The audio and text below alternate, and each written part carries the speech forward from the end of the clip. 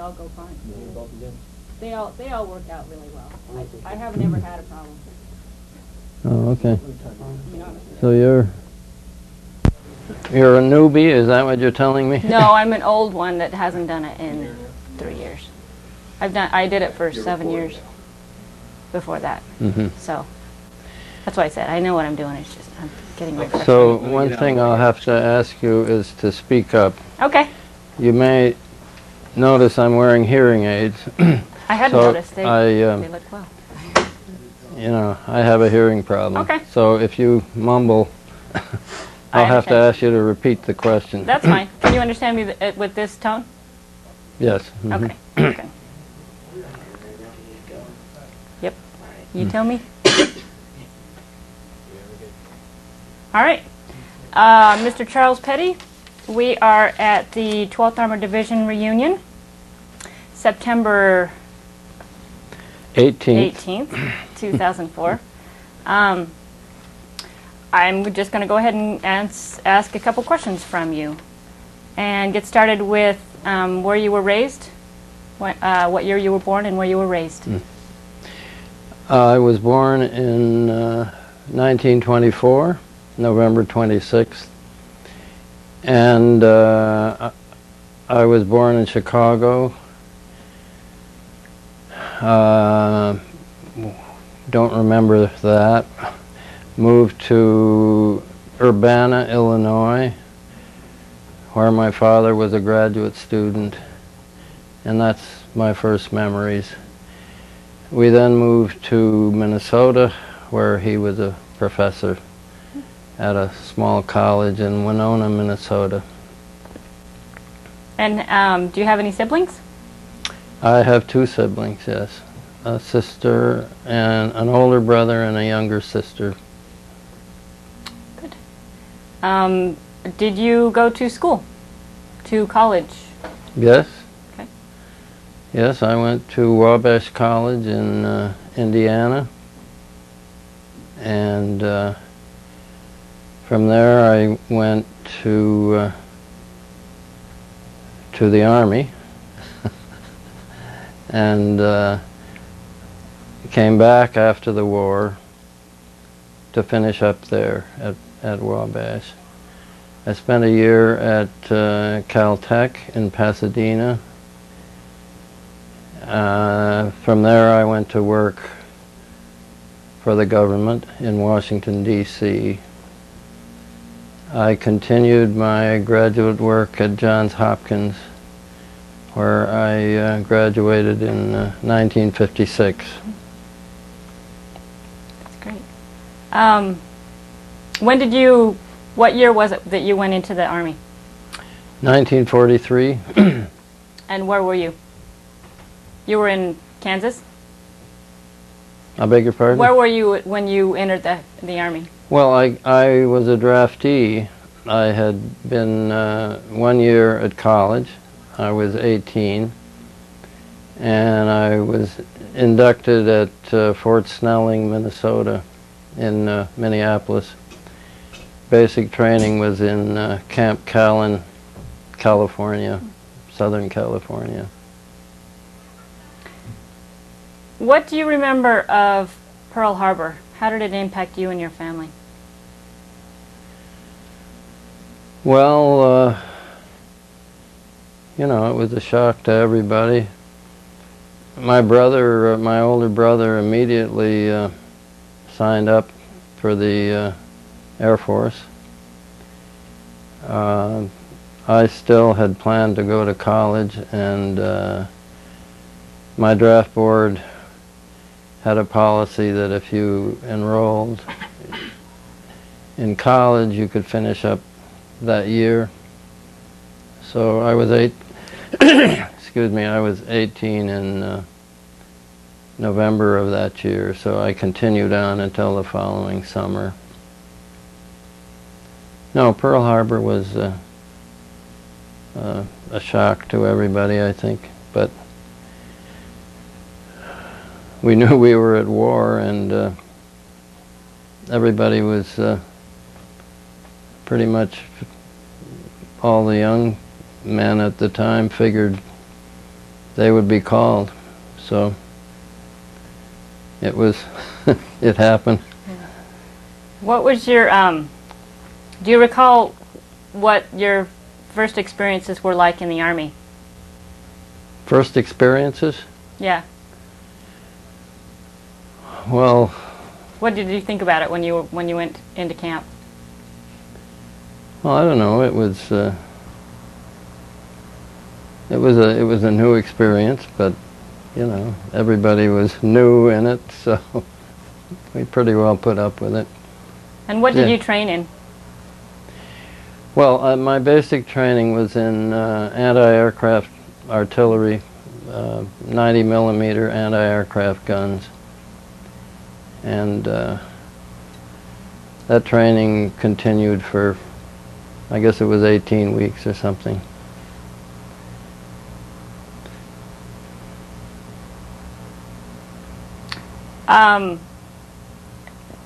What do you remember about the United States going into combat theater?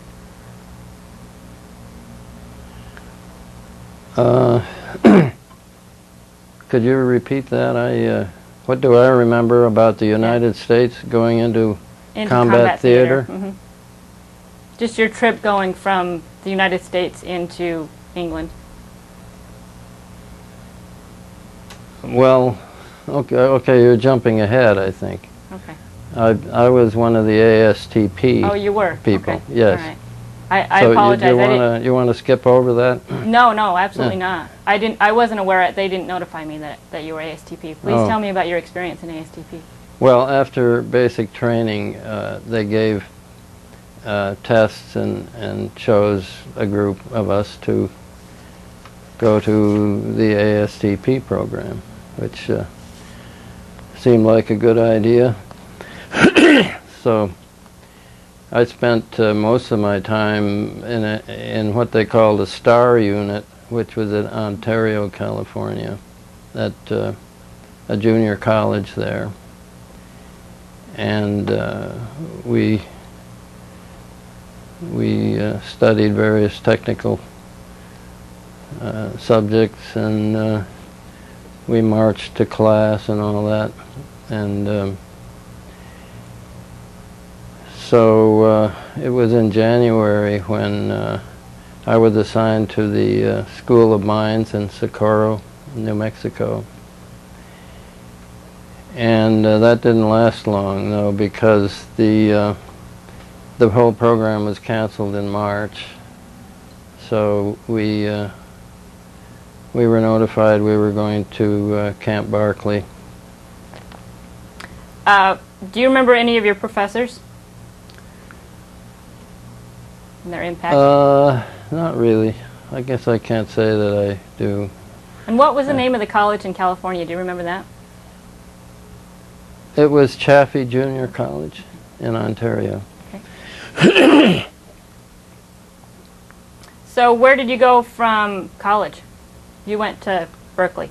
Camp Barkley? To Camp Barkley, yes. Oh, yes. Uh-huh. So I was assigned to the service company of the 17th. And I didn't go to a rifle company until just before the division went overseas. So I was really one of the late arrivals to the B Company of the 17th. That occurred, I think, about in September. So they assigned me to a rifle squad, and we were then on our way to the port of embarkation. So do you remember your trip there?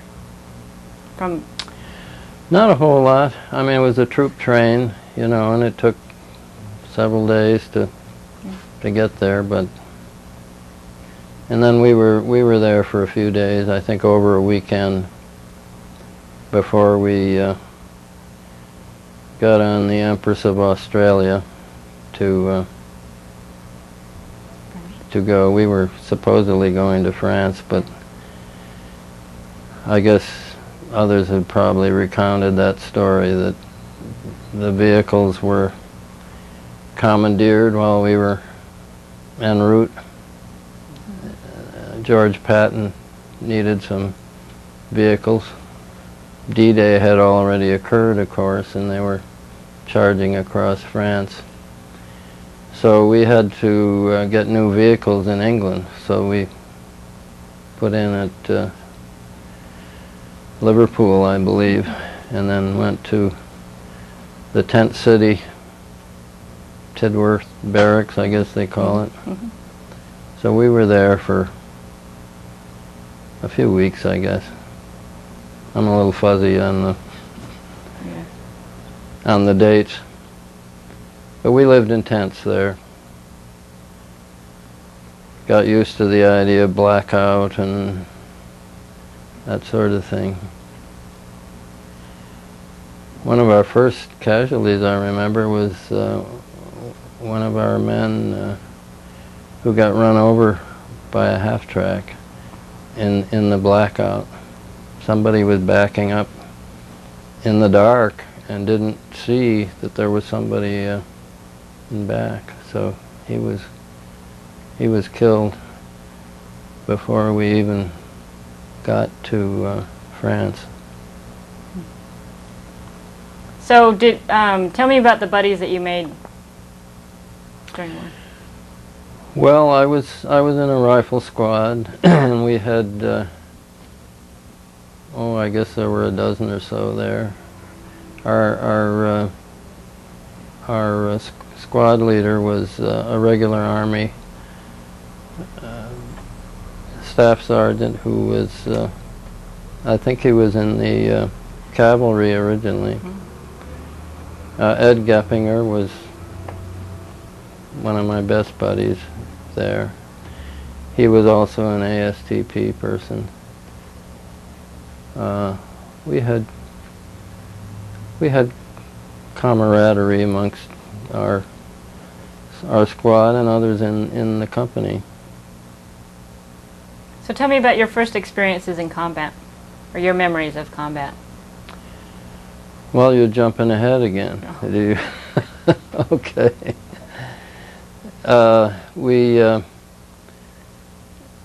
We went into combat on December 7th of 44, it was. And the password was round table. That was one of the things I remember. We'd never done passwords before. And we relieved an infantry group and spent the night in this little town. We were occupying a house there, and we could hear artillery fire, of course, which we'd never had experienced before. And I remember the next morning when dawn came, there were some dead soldiers in the vicinity that were still lying where they fell. So we moved ahead from that little town,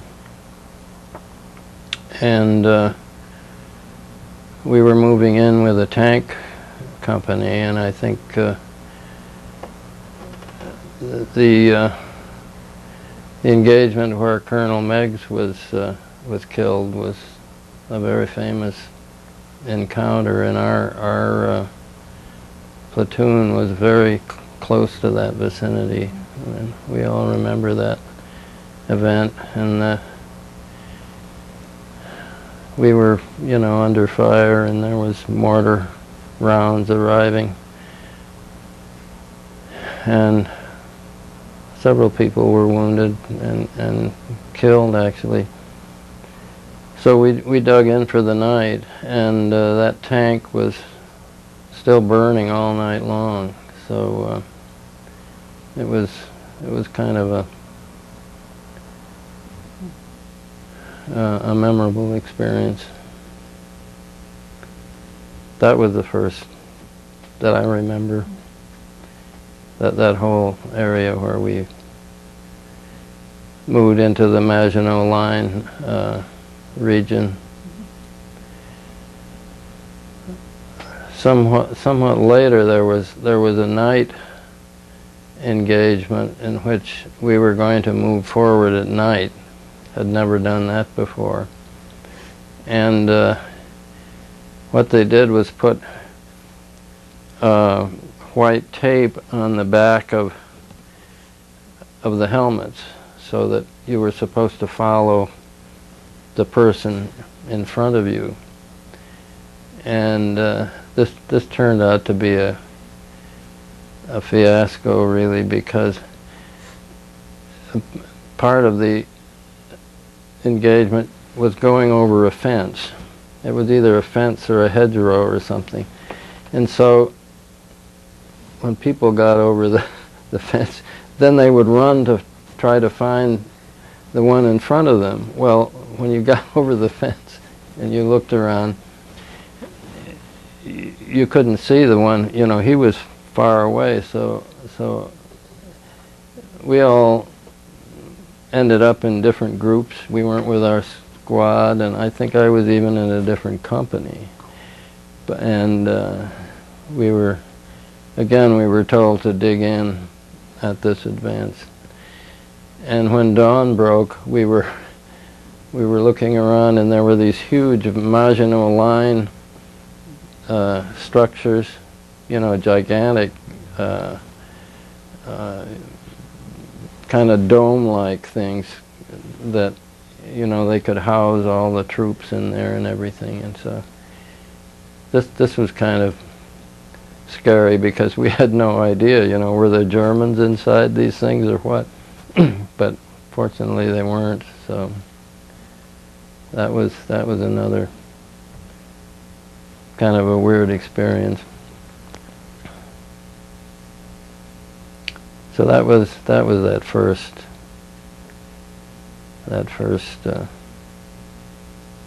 activity that I can remember. Tell me about your experience with Herlesheim. Well, Herlesheim,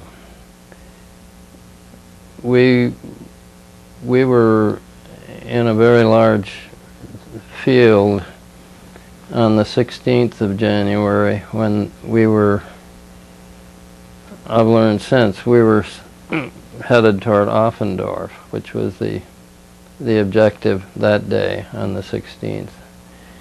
And the forest, the Steinwald forest, was over to our right, and there obviously was a lot of activity going on over there. And we moved in with tanks, and that was apparently a kind of a shooting gallery for the Germans, who had some gun emplacements, and a lot of tanks were knocked out that afternoon. And we were also under artillery attack from ahead of us, and in fact you could actually see some of the rounds, you know, coming in your direction. And the ground was very hard. It was cold and, you know, very tough, so that the shells didn't kind of dig down into the ground.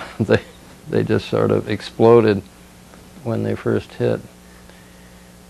And I remember one of them that was a dud, thankfully, which hit, you know, maybe 20 feet or so in front, and it was kind of bouncing around like a football on the icy ground. And a long time afterwards, I saw the movie Schindler's List. I don't know if you remember how part of that told about some of these workers that Schindler had in an ammunition factory, and they were sabotaging the artillery rounds so that they wouldn't go off, and that kind of turned on a light bulb, and I thought, wow, I remember one of those that landed and didn't go off. But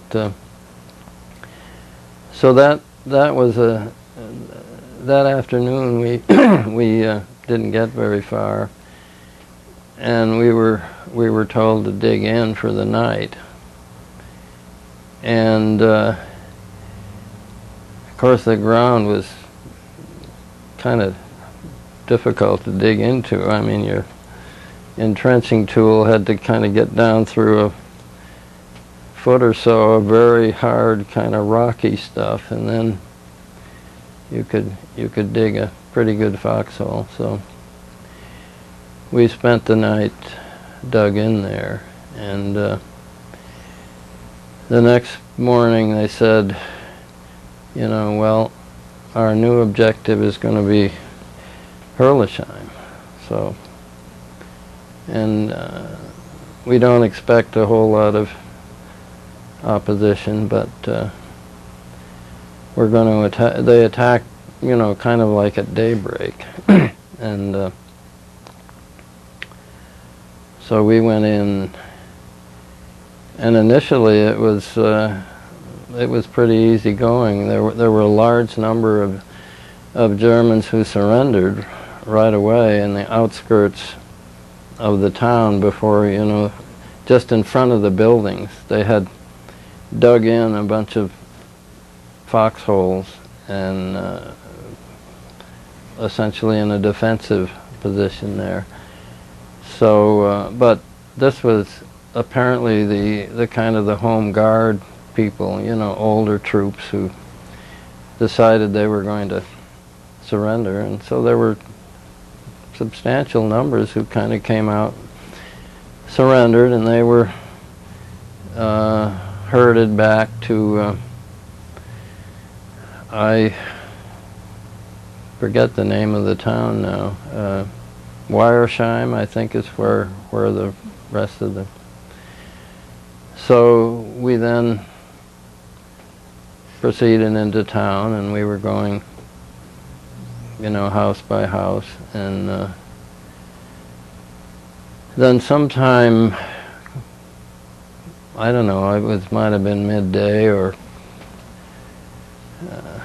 somewhere along the line, we realized that, you know, other German troops were arriving with tanks as well. They had, apparently there were Tiger tanks that were coming in, and I remember how quiet they were.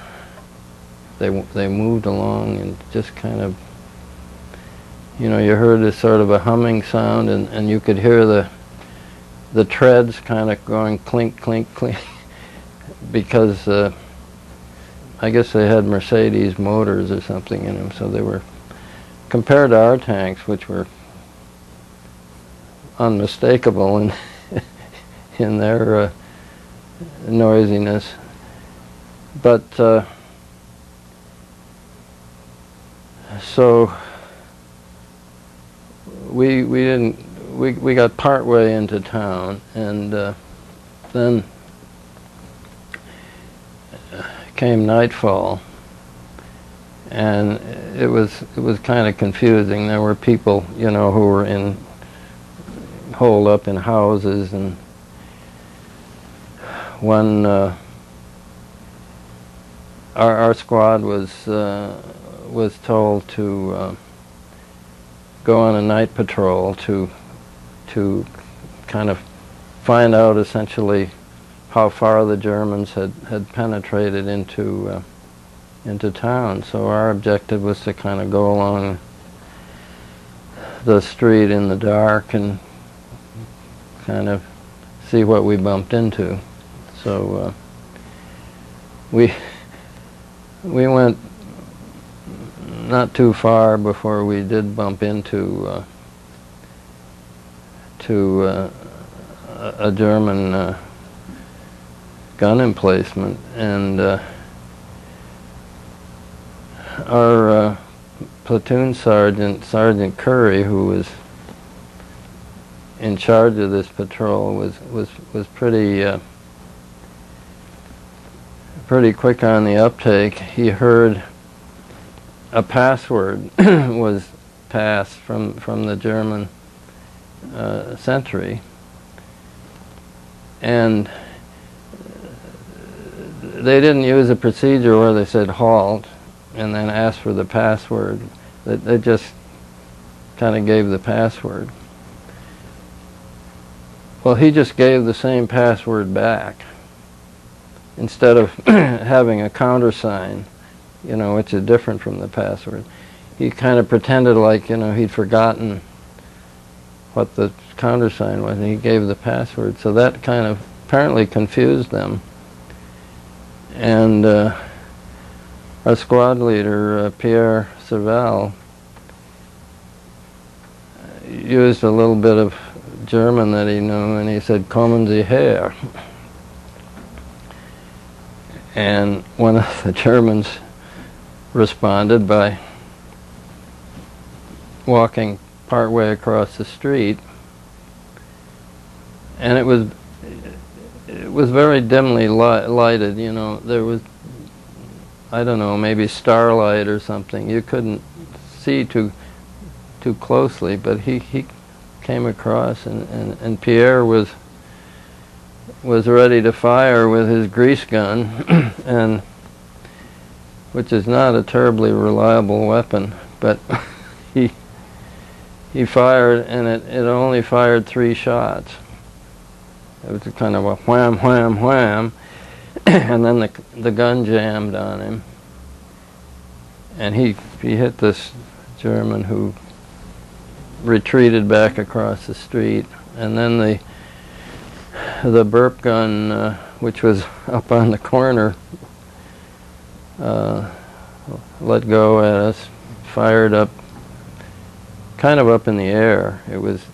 I remember it kind of hit the roof of a house down the street a ways, and so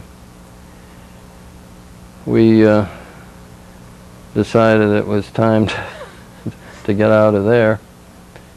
So reported back, you know, that this emplacement was where it was, which was very close to, you know, where. So I remember that encounter. Later, we heard that the command post, the CP for the battalion was surrounded, and they were planning a rescue mission, and so we were told that, you know, to expect that there would be people running out. Apparently the command post was right on the edge of town, and we were kind of in a field nearby, and that when they evacuated the command post, they would be running out, and we were supposed to be providing covering fire so that they could get out of there. And, you know, we were told, well, if somebody's running in your direction, you know, they're our guys, so don't shoot them, but just provide covering fire. So we were supposed to be waiting for that to happen, but sometime later they said that the command post had surrendered. So that mission was canceled, and our platoon leader, who then was Lieutenant Ebbage, I remember he very dramatically turned the battalion over to another platoon leader, Lieutenant Wayland, I believe was his name, and he said, "Take over the battalion." So Ebbage was going to report back, you know, the bad situation. And so we had apparently one lieutenant who was in charge of the battalion. And then shortly after that they told us that they were calling in artillery from, I suppose, up in the vicinity of Weiersheim. And they were going to have an artillery barrage on Herlisheim.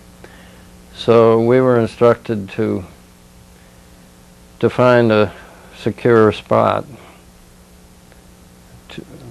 find a foxhole if you could. Well, I was lucky enough to find a very deep foxhole that the Germans had dug. I think it was one of the ones that these troops had surrendered from when we first entered that morning. And so I got into this foxhole, and it was quite deep, so that you could really crouch down into the bottom of it. And then this artillery barrage began, and you could, this was another very memorable, I don't know how long it went on, but it was just one salvo after the other. You could hear the guns firing, you know, in battery fire. Several guns would be going off with a certain pattern, and then not too long after you heard the shells whistling in the same cadence as the ones that were fired, and they just kept that up for, again, I don't remember how long, but I've heard that this is one of the biggest barrages that they had laid down, and it was quite an experience. So then when dawn broke, I kind of, you know, peeked out of the foxhole, and I saw 2 or 3 others who were retreating back in the direction of Weiersheim. So I thought that was the better part of valor, and I grabbed my gun and headed back, and in as much haste as I could muster. And after a while, I remember in the very distance there were some half-tracks who were coming to, you know, to bring the stragglers back, and I was really afraid that they were going to leave before I got there, so I quickened my pace, tired as I was, and got back to a half-track, and they took us back to Weiersheim, and they put a bunch of us in an old schoolhouse, I remember, and there was just this great big, maybe it was a gymnasium or something, and most of us just kind of lay down there and went to sleep, because, you know, we hadn't really had a lot of sleep in the last couple of days. So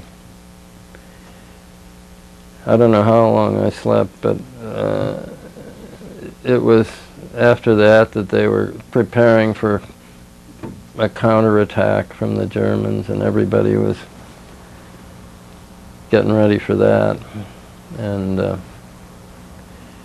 I think shortly after that we got relieved by another division. But that's my Herlisheim story. That's for great. what it's worth. Yeah, that's great.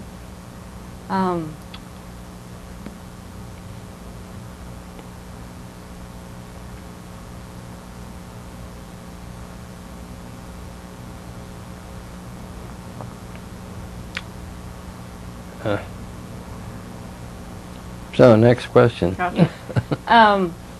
What was your experience with the civilians? Civilians? Oh, you mean in places where we were billeted and so forth? Yeah, they were generally pretty friendly experiences. I mean, when you consider that the procedure was basically to tell people, you know, we're going to move into your house and you get out of here, you know, we'll be here for a few days. And I think basically there was probably resentment naturally, but we didn't have any really bad experiences connected with civilians. And of course, the later on in the war, the so-called displaced persons, you know, there were a lot of people who were, you know, running away from the war. And I remember we caught up later on with some civilians, which had been running away because apparently the Nazis had been telling the civilians that, you know, these were the awful Americans who were going to kill everybody, so that they better get out of there.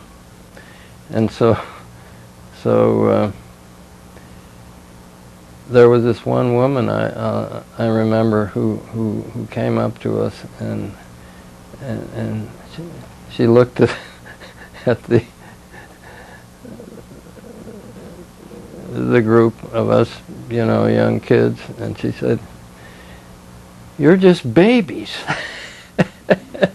She said, "They told us, you know, that you were these horrible people," and so that was an interesting comment. I thought, "You're just babies."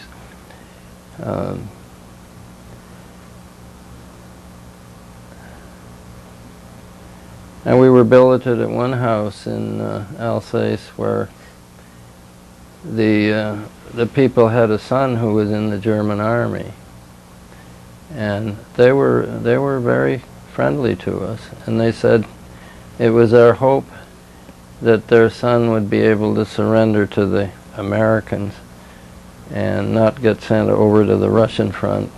That was a great fear that they had.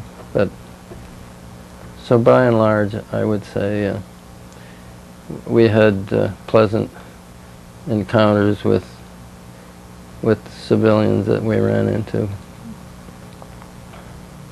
What do you remember about the end of the war? Well,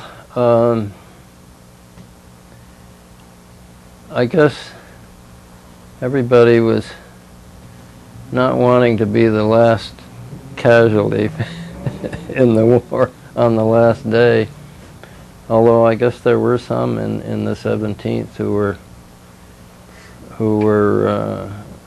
were casualties toward the end, because this was down in southern Bavaria and into Austria, and there were some SS troops that were, you know, holdouts, and sniping was going on, and so we were concerned about having survived, you know, that 5 months. We figured we'd like to survive all the way through.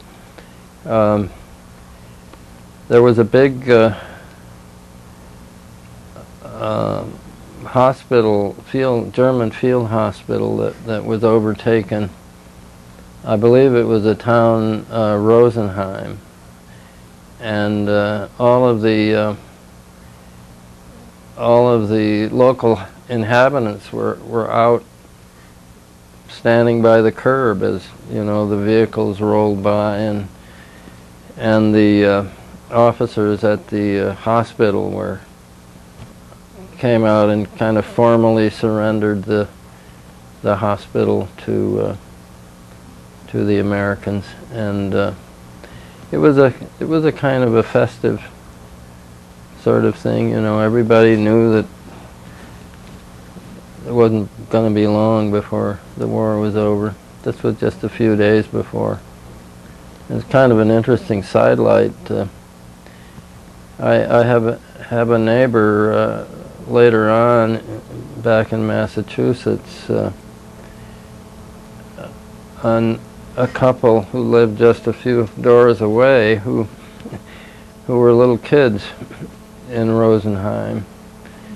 They had been evacuated from Munich because of the bombing there, and they remembered when the tanks rolled in, and they were standing by the curb there, and they came to America and became American citizens, and they were neighbors. So that was a kind of an interesting coincidence. But that was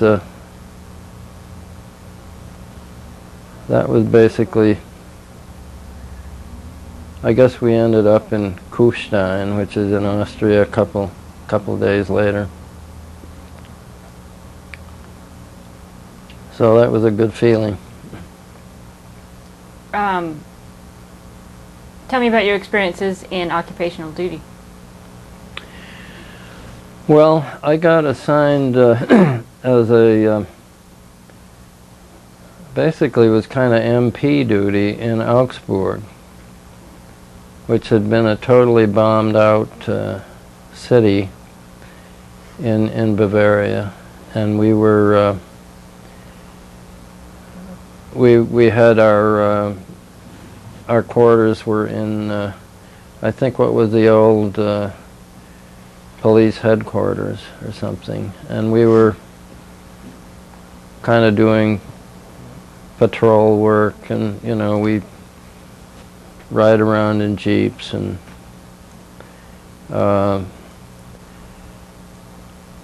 part of it was kind of being present at some of the trials that were going on. They were holding trials in which some Germans were accused of maybe possessing weapons or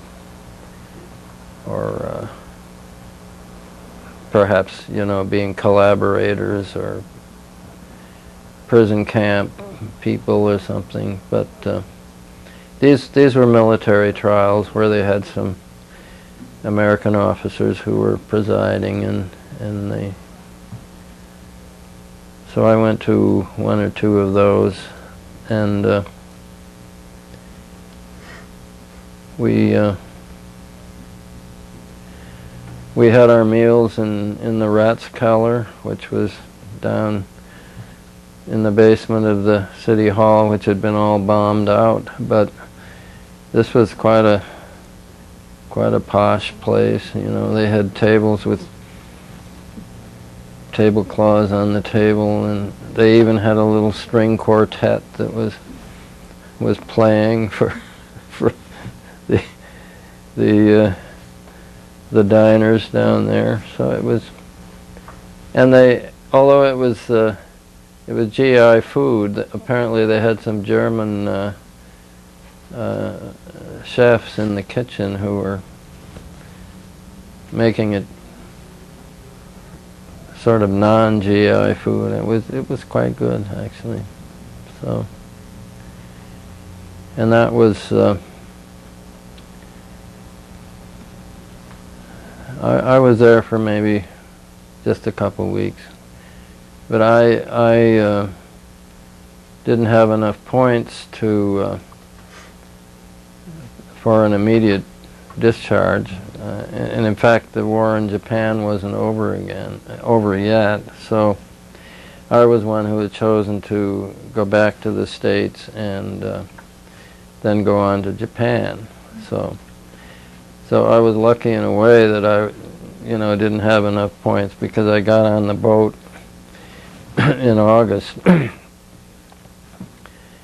after going to across Germany and France in the back of a GI truck to I think they call it Camp Lucky Strike in France, where we got on another boat to go back to the States.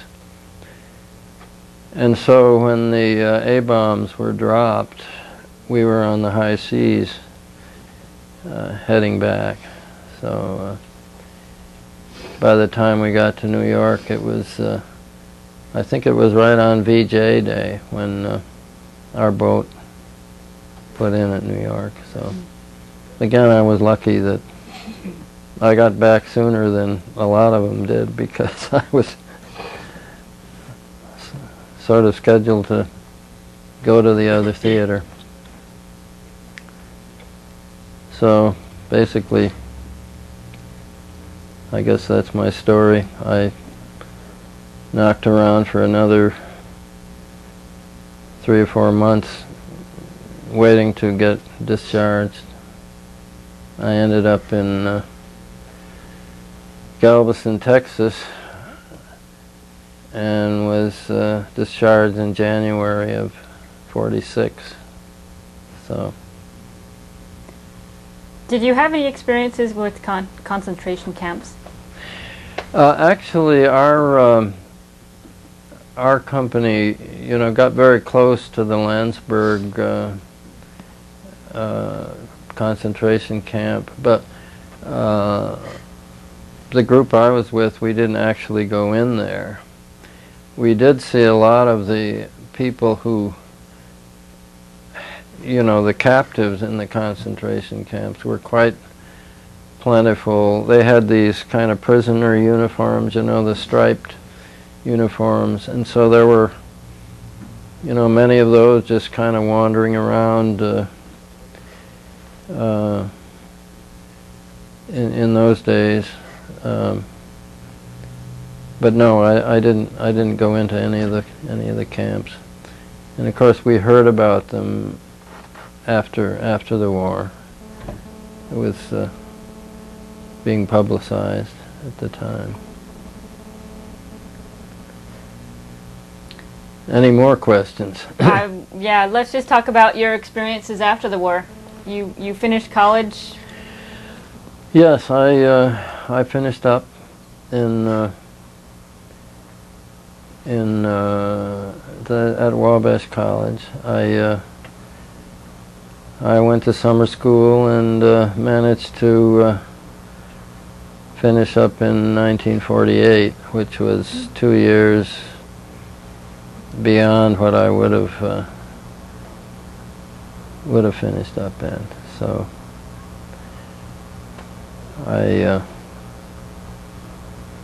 then I think I mentioned I spent a year at Caltech, and then I got a job with the Navy in Washington, worked for the Naval Research Laboratory, and so one of the projects that I worked on at that time was had to do with the nuclear testing out in the Pacific, where they were testing the atomic bombs, and so I actually saw the first thermonuclear explosion out at Eniwetok, which was in 1951, and I left the government and went back for my PhD at Johns Hopkins afterwards. So. Did you have a family?